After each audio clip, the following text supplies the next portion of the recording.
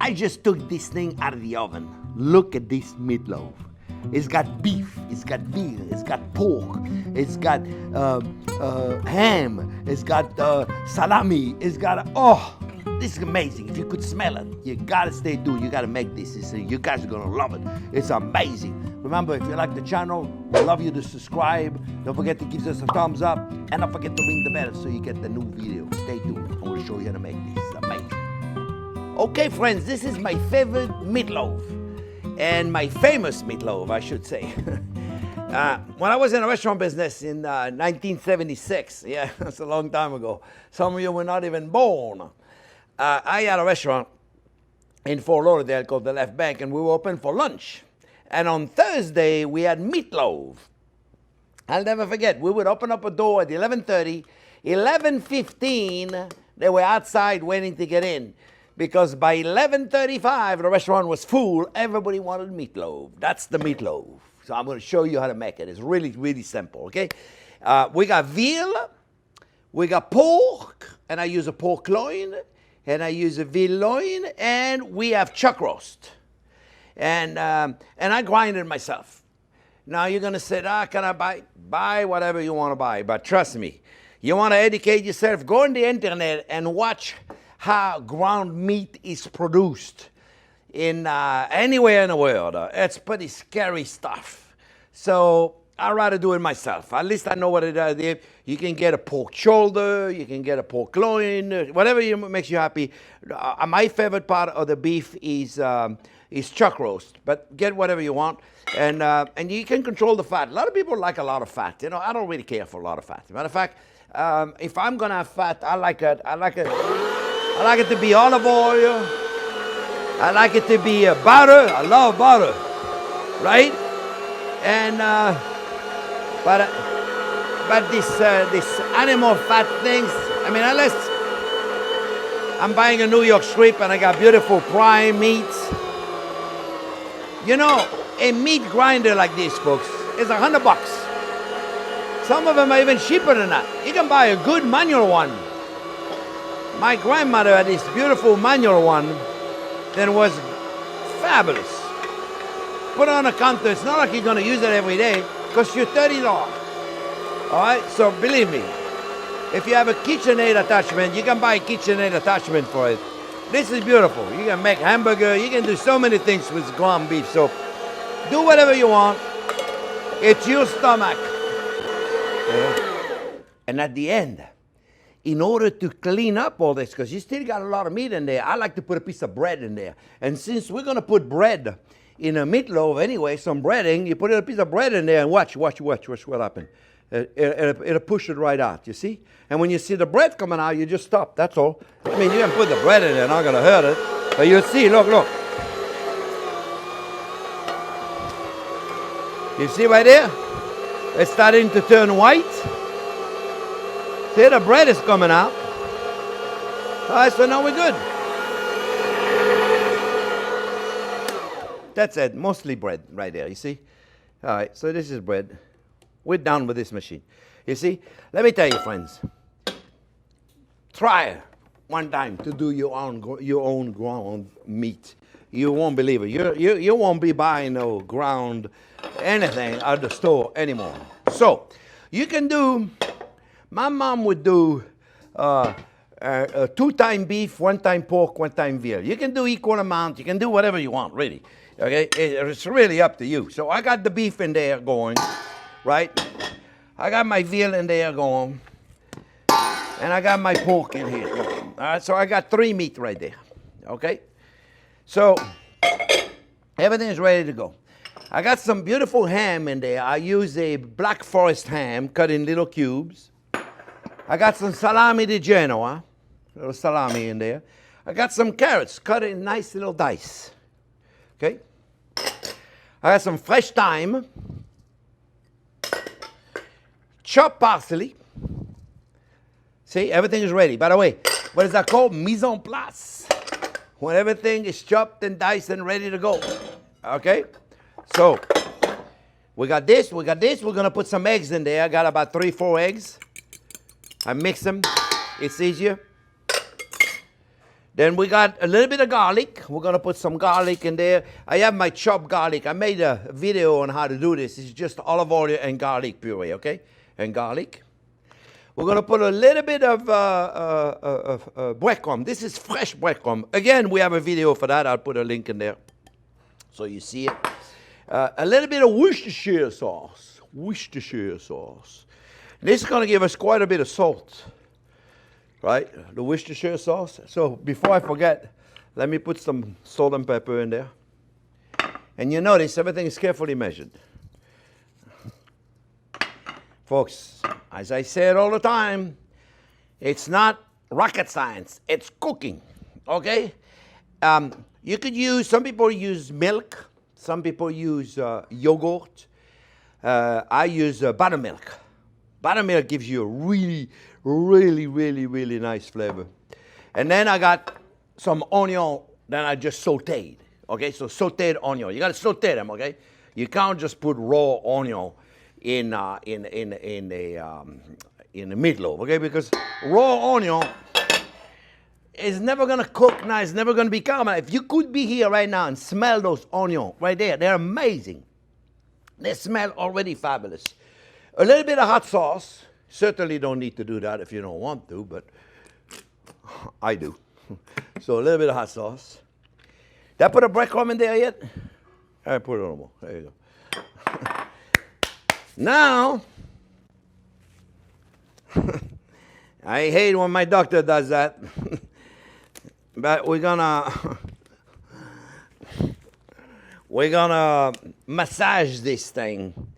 And then we're going to put it in a beautiful mold wrapped with bacon. Let me tell you, this is delicious. And how bad could it be? Think about this, right? I got only good stuff in there, right? I mean, I got good meats.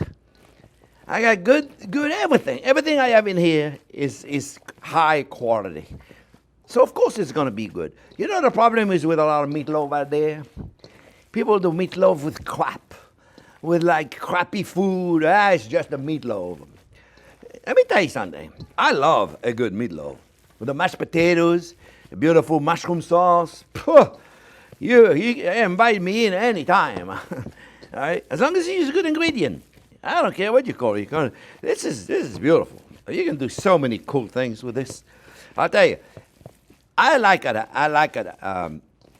hot, of course, but I also don't mind it cold.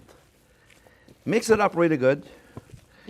All right. You hear those people say, don't mix it up, you'll make it tough. Oh, where did they get that information from? You know, I see so many information on YouTube. Where do they get that information from? Some of the stuff they talk about, I don't know where they get it from. I'm telling you, some of those ridiculous comments I hear on the internet. And you know, I've been a chef for 54 years. I love it when somebody says to me, oh, that's not the right way to do it. And guess what? You do it the way you want to do it. I'll do it the way I want to do it. After 54 years, I know my way around the kitchen. I love it when somebody says to me, that's not the right way to do this. Yeah, okay, well, you do it, dude. You do it the way you like it. Here you go. So now, I think I'm done mixing. I'm going to go for a break. No, we're going to do the mold. Now, let me put this aside. Now we're going to prepare the mold, friends. And this I do, I don't know if you've seen my chicken rotolo recipe, but I have a chicken rotolo recipe where I do the same deal, okay, where I wrap it, except it's made with chicken. Instead of being made with meat like that, it's made with chicken. All right, so what we do is we line this whole thing right there, friends. Okay, it's the same deal. I don't do it in a different way. There's no other ways to do it. I mean, yeah, there's plenty of other ways to do it, but this is the way I've been doing it my whole career, okay? I love this. I learned to do this from a charcutier in France. That's one of the first jobs I had when I was probably like 12 years old. You know, in France, they make you work young, boy. Let me tell you something. You can play outside. Instead of that, go work. Go make some money for the family. We need the money. So I was working at this charcutier. So, no, charcutier was a traiteur. So he did a lot of charcuterie and he did a lot of stuff himself, a lot of prepared dishes and things. And I always tell the story because it's always so funny to me. But we were like 5 or 6 apprentices walking downstairs, and the ladies of the neighborhood would say, Monsieur Henri, what's in a sausage? I knew, we knew what was in a sausage. It was anything that was left over at the end of the day. Let's put in a sausage mix. That's why I don't eat sausage unless I make it myself. So we would always say, you should ask what's not in the sausage, Monsieur Henri, not what's in the sausage, because everything in the sausage was crap. Gosh, thank goodness I was only 12. So here we go, friends. Look, I think I think I got to put another one right here. All right. So that's why you got to be careful where you buy your sausage, okay? So look, now what we're going to do, friends, we're going to cover the ends right here, you see, on this one side, okay? You'll see it. You see it. When you see it, you're going to love it. You see, it's really, really, really nice, friends. You watch. And make sure I got everything I need here. Got to push it aside, right? Now, on the other side, I got to put something. So I got this bacon right there. Then it's a little thinner. It's much, much thinner. So, but I'm going to put some on the other side because I still got to do it. So, you see? You buy the same ham, and one package is beautiful, and the other one is very, very thin, which really doesn't matter that much for what we're doing right here, friends. You see, look. You're going to love this recipe. Because, you know, I always say at the end of the day, friends, is you're only as good as the ingredient you put in the food. You put good ingredient in, good food is going to come out. You put crap in, right? Let me get a spoon. That's really what it is. I mean, you good ingredient is going to make good food.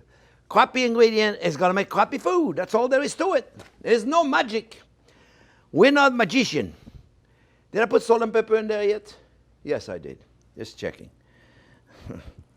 It wouldn't be the first time I forget. It wouldn't be the first time I forget. You know, look at this. Let me tell you. You could make anything with this. This is going to be fabulous. And if you have extra meat, which it looks like I'm going to have, that's for sure, right? If you have extra meat, you can freeze it. And next time you make a meatloaf, you got it already. Or make one for the neighbor. Make one for the neighbors, friends. Look at this. You know it's going to be good. And then it's going to look really pretty, you know. It's going to look really pretty. The ham and the salami is going to make it look really nice. They're going to stay nice cube. And the carrots, it's going to give it a beautiful color. You'll see. And pack it in, friends. Really, really pack it in, okay? This is going to be delicious. I am so hungry right now. I could eat a cow. Well, I'm about to eat one. So look, don't be afraid to pack it in, friend. Don't be afraid to pack it in. Oh, yeah. All right. So, I think we're good. What do you think? I think we're good. All right, so now we're going to close it, okay?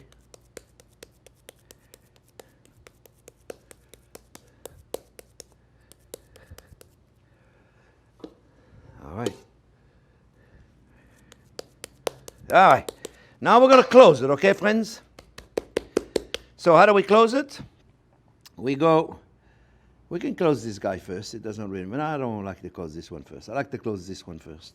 So I'm going to go here, here, here. Just follow how it falls, you know, so it comes out easy. And don't worry if it's small on that side. It really doesn't matter. You'll see. You'll see. You'll say, well, that's not going to cover. You're right, it's not going to cover. But I got it covered. I got it covered. All right, so look. Now, check that out.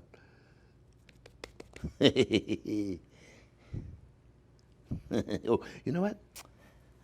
Sometimes I wonder about me. I should have become a plumber. Maybe I would have been better at that. What do you think, friends? Look at this. Now, we're talking. You see? You see what I'm talking about? You see what I'm talking about? No, you haven't seen nothing yet. Unless you've seen my chicken rotolo, then you've seen it. Make it with chicken rotolo is fabulous. Same deal, except with chicken. Pack it in. Pack it in. I love that stuff. Okay, all right, so now I'm going to flip it. I'm going to put it on a cookie sheet, and we're going to put it in the oven. But first, we're going to make a glaze. So let me go get a cookie sheet. I got to do that. I know, I got one right here. Here you go. Right there. All right, so now, friends, we're going to flip it on a cookie sheet. You ready? All right, you take it, and boom. Don't miss like I just did, okay? Try to put it straight if you can help it. All right? Otherwise, you're going to mess it all up. All right, you ready? Slowly, slowly, slowly, slowly, slowly, slowly take it out. Slowly, slowly, slowly. Here you go. Check it out. Oh, yeah, baby. Oh, yeah, baby. Check it out. How do you like those turkeys? No turkey in there. How do you like this, eh? Is that a meatloaf or is that a meatloaf, friends? I love it. So now, we're going to put a glaze on it. So, I tell you what I'll do, because I got a mess in here. Let me clean up and get a little bit cleaned up in here, and I'm going to get a little pot, because I don't know where my pot is, and I'm going to make a nice glaze. So let me clean up. I'll be right back. Okay, friends, we're going to put a glaze now. I'm going to put, clean up the whole place. It was a mess. A little bit of brown sugar. That's going to give us a nice little sweetness on the outside. I got ketchup in there. Put a little bit of Worcestershire sauce. I'm going to use a balsamic vinegar. I have this apricot balsamic vinegar that is amazing. It's a white balsamic vinegar. Apricot is really, really special. And a touch of hot sauce. So we're going to give a little bit of heat to this glaze. Then we're going to put on the outside, but very, very little, right? Then we're going to take a brush. And we're gonna brush this on the meatloaf. We're gonna brush it on. You can skip it, you know. You can just put it in the oven like that. It'll be delicious, okay? With or without the glaze. The glaze gives it a, well, you know, your glaze gives it a really, really special crust on the outside, and it's kind of sweet. So what I do is I just brush it on, and you want to be like generous, okay? When you do this, you want to be generous. And you may even put some of it toward the end when it comes out of the oven. You can do that. It's not like you need to cook it. You know what I mean? I mean, I'm cooking it because I really wanted to caramelize, you know. And we're going to put it on there. You just brush it on like you would just brush things. Like you're brushing things. I say, what is he talking about? Like you brush, you know. Like you do some painting. Hey, by the way, the brush I'm using, friends, is a silicone brush, eh? I don't use the brush you get at Home Depot. Those are for painting. They're not for glazing a meatloaf. All right, friends? See, look. Don't be afraid. Be generous with this, okay? Be generous with this. See? I like when it goes in the groove. You see? Look at this, friends. Look at this. Yes, I love it when it goes in. Put a little bit more. Don't be shy. And you put it everywhere. It smells delicious. It's, you know, I don't use ketchup often, but to make a glaze or to make a cocktail sauce, there's certain product you gotta use ketchup. It's just not the same without it. It just has a little magic to it, and I really think it makes this crust on the outside like you really want to eat it. You know, you really want to eat it. Make sure it's pretty. You know, there's no reason to splatter it on not carefully. You want it to be as pretty as you can, and I like to be nice and even, you see. Well, that reminds me of my restaurant. Yeah, it's only a couple of years ago. It was in 1976.